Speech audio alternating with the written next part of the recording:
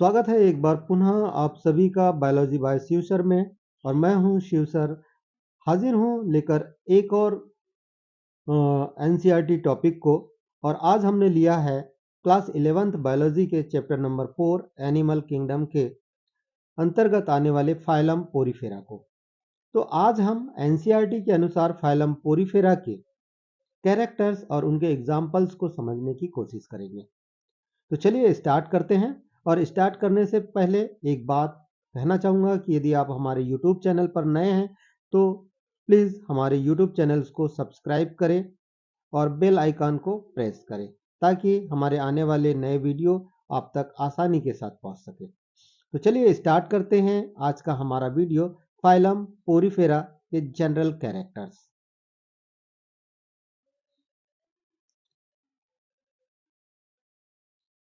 अगर हम देखें तो सवाल ये उत्पन्न होता है कि फाइलम पोरीफेरा पोरीफेरा के अंतर्गत किन एनिमल्स को शामिल किया जाता है। अगर हम इसके नाम की बात करें तो इसका जो नाम है ये दो शब्दों से मिलकर बना है। पहला शब्द जो है वो है पोर और दूसरा है फेरा। ठीक है। और फेरा का मतलब क्या होता है? फेरा का मतलब होता है बियरिंग करना, धारण करना। किसको धारण करना? पोर्स को, छिद्रों को धारण करना। तो ऐसे जंतु जिनके शरीर पर असंख्य छोटे छोटे छिद्र पाए जाते हैं उन जंतुओं को फाइलम पोरीफेरा के अंतर्गत शामिल किया जाता है। पहले फाइलम पोरीफेरा को प्लांट किंगडम के अंतर्गत रखा गया था क्योंकि ये स्थिर रहते हैं। इस कारण से इन्हें फाइलम प्लांट किंगडम के अंतर्गत शामिल किया गया। बाद में इनमें वाटर करंट मूवमेंट के आधार पर ये देखा गया कि ये वास्तव में जंतु हैं और उन्हें फिर एनिमल किंगडम के फाइलम पोरीफेरा के अंतर्गत रखा। अगर हम इनके जनरल कैरेक्टर्स की बात करें तो सामान्य तौर पर इनको स्पंज कहा जाता है। इनको सामान्य तौर पर क्या कहा जाता है? स्पंज कहा जाता है। देखें तो ये इनका हैबिटेट जो है मुख्य रूप से कैसा होता है? मेराइन वाटर में ये पाए जाते हैं। ठीक है। ये कह सकते हैं कि ये एक्वेटिक होते हैं, जल में पाए जाते हैं, लेकिन अधिकांशतः कैसे होते हैं? मेराइन वाटर में पाए जाते हैं, जबकि कुछ ऐसे भी होते हैं जो फ्रेश वाटर में पाए जाते हैं, मीठे जल में पाए जाते हैं। तीसरी चीज देखें, इनकी सिमेट्री, सममिति अगर देखें तो इन्हें किसी भी एंगल से दो बराबर भागों में नहीं काटा जा सकता। इस कारण से ये एसिमेट्री शो करते हैं, असममित होते हैं।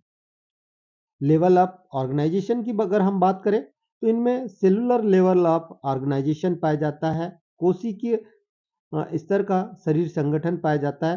कहने का मतलब ये है ये मल्टी सेलुलर तो है परंतु कोशिका जो है वो ढीले रूप में जुड़ी है। ठीक है, ढीले रूप में जुड़ी है, आपस में केवल क्या है? समूह मात्र के रूप में है और अलग अलग प्रकार की कोशिकाएं पाई जाती है, अलग अलग कार्यों को संपादित करती है। इस कारण से कहा गया है कि सेलुलर लेवल ऑफ ऑर्गेनाइजेशन इनमें पाया जाता है। प्रीवियस वीडियो में जब हम सेलुलर ऑर्गेनाइजेशन देखे थे तब हमने बहुत अच्छे से इसको समझा था। चलिए आगे बढ़ते हैं। नेक्स्ट कैरेक्टर की बात करें तो ये मल्टी सेलुलर होते हैं, जैसे अभी हमने कहा मल्टी सेलुलर होते हैं इस, लेकिन इनमें सेलुलर लेवल ऑफ ऑर्गेनाइजेशन पाया जाता है, इनमें टिश्यू या ऑर्गन नहीं पाए जाते हैं। अब अगर अन्य कैरेक्टर्स की बात करें तो अन्य कैरेक्टर में अगर आप देखें तो यहाँ पर लिखा है वाटर कैनाल सिस्टम। देखिए फाइलम पोरीफेरा की सबसे बड़ी विशेषता यह होती है कि इसमें कैनाल सिस्टम पाया जाता है, नलिकाओं का एक जाल पाया जाता है और इन नलिकाओं के जाल को ही हम कैनाल सिस्टम कहते हैं। अगर आप डायग्राम देखेंगे तो बाहर बहुत सारे जो है आपको छिद्र दिखाई देंगे। इन छिद्रों को ऑस्टिया कहा जाता है और ये ऑस्टिया से होती हुई जलधारा इनके शरीर के अंदर प्रवेश करती है। और कहाँ प्रवेश करती है? एक कैविटी होती है जिसको हम बोलते हैं स्पंजोसील कैविटी। ठीक है, स्पंजोसील कैविटी कहते हैं, वहां पर प्रवेश करती है और फिर ऑस्कुलम के द्वारा बाहर निकल जाती है। अर्थात ऑस्टिया से प्रवेश करती है, स्पंजोसील में जाती है और फिर बाहर निकल जाती है। अर्थात हम ये देखते हैं कि यहाँ पर नलिकाओं का जाल पाया जाता है और इसी जाल को हम कैनाल सिस्टम कहते हैं। याद रखिएगा कि फाइलम पोरीफेरा की मुख्य विशेषताओं में शामिल है कैनाल सिस्टम का पाया जाना। अब ये कैनाल सिस्टम करता क्या है? कैनाल सिस्टम जलधारा के साथ भोजन को लेके आने का कार्य करता है, भोजन ग्रहण करता है, ये रिस्पायरेशन में मदद करता है।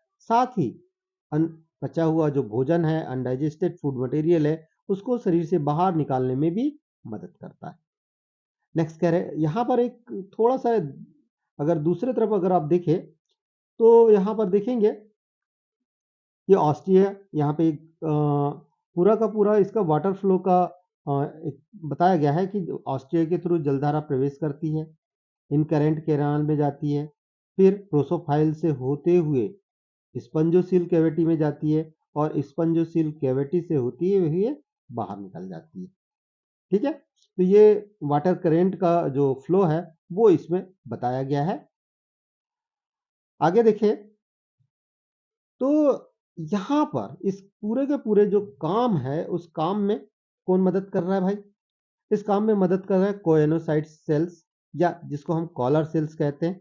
ठीक है, ये स्पंजोसील कैविटी और जो कैनाल की जो भीतरी सतह होती है, इन भीतरी सतह पर पाई जाती है। अगर आप देखें तो ये यहाँ पर दिखाई दे रही है, ठीक है, ये है ना, कोएनोसाइट सेल्स पाई जाती है। चलिए आगे बात करते हैं। इनमें जो अगर डाइजेशन की बात करें तो इनमें जो डाइजेशन है, ये डाइजेशन कोशिकाओं के अंदर होता है। अंतःकोशिकीय डाइजेशन पाया जाता है, अंतःकोशिकीय पाचन पाया जाता है, या इंट्रासेलुलर डाइजेशन इनमें होता है।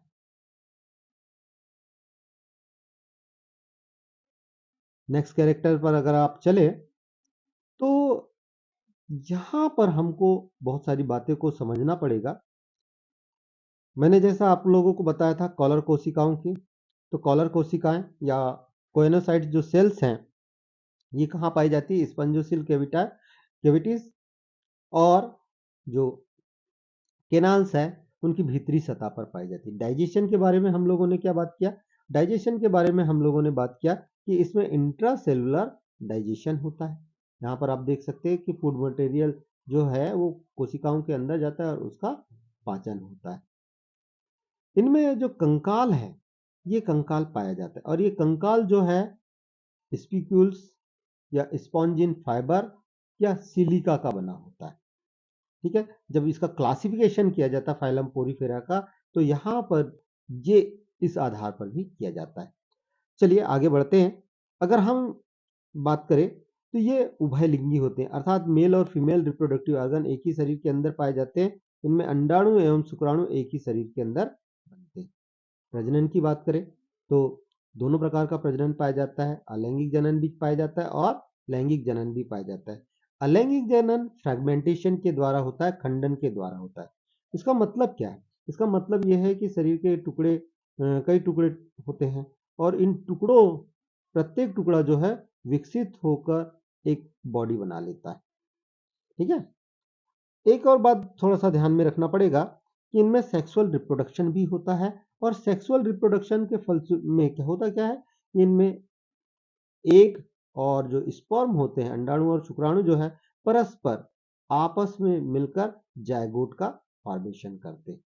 ठीक है, आगे देखिए। इनमें निषेचन की जो क्रिया है वो इंटरनल फर्टिलाइजेशन पाई जाती है, अर्थात ये कोशिकाओं के अंदर होता है। एक बहुत ही महत्वपूर्ण बात को आपको ध्यान में रखना है कि इनमें जो डेवलपमेंट की क्रिया है, डेवलपमेंट की क्रिया इनडायरेक्ट होती है, अर्थात इनडायरेक्ट डेवलपमेंट वह डेवलपमेंट होता है जिसमें लार्वल अवस्था पाई जाती है और इसका जो लार्वा है ये वयस्क से भिन्न होता है। इसका जिस लार्वे का नाम है एम्फीब्लास्टुला लार्वा। ठीक है, तो ये कैरेक्टर्स हमने देखा, इसके जनरल कैरेक्टर्स पर हमारी बात हुई। अब आगे चलते हैं, इसके एग्जाम्पल्स को देखते हैं। अगर इसके एग्जाम्पल्स की बात करें तो बहुत सारे एग्जाम्पल्स हैं जिनमें साइकॉन जिनमें साइकॉन सबसे महत्वपूर्ण है ना। एक हो गया साइकॉन, दूसरा हो गया स्पॉन्जिला जिसको कि फ्रेश वाटर स्पॉन्ज भी कहते हैं। या ध्यान में रखिएगा, अक्सर ये पूछा जाता है कि भाई फ्रेश वाटर स्पंज का नाम लिखिए, तो फ्रेश वाटर स्पंज का नाम क्या है? स्पॉन्जिला। ठीक है, इसके अलावा यूस्पॉन्जिया, जिसको बाथ स्पंज कहा जाता है, और यूफ्लैक्टेला। और भी बहुत सारे हैं, लेकिन हमने केवल 4 एग्जाम्पल दिया है यूफ्लैक्टेला। अब यहाँ एक बात थोड़ी सी समझाने वाली ये है कि फाइलम पोरीफेरा को 3 क्लास में बांटा गया है: कैलकेरिया, हेक्साएक्टिनिलिडा और डीमोस्पॉन्जिया। ठीक है, कौन कौन से है? सबसे पहला कैलकेरिया, दूसरा हेक्साएक्टिनिलिडा और तीसरा डीमोस्पॉन्जिया। लेकिन चूंकि हम एनसीईआरटी की बात कर रहे हैं, तो एनसीईआरटी में केवल एग्जाम्पल दिए हैं, उसका क्लासिफिकेशन नहीं दिया है। इस कारण से हम केवल और केवल उसके जनरल कैरेक्टर्स पर चर्चा करेंगे और उसके एग्जाम्पल। तो इस प्रकार से आपने फाइलम पोरीफेरा के जनरल कैरेक्टर्स देखा, स्पेशल कैरेक्टर्स देखा। उम्मीद करूंगा कि यह वीडियो आपके लिए बहुत ही इंपॉर्टेंट होगा। तो चलिए फिर मिलते हैं एक नए वीडियो में। तब तक के लिए बने रहिए हमारे यूट्यूब चैनल बायोलॉजी एक्स्ट्रा के, बायोलॉजी बाय शिव सर के साथ।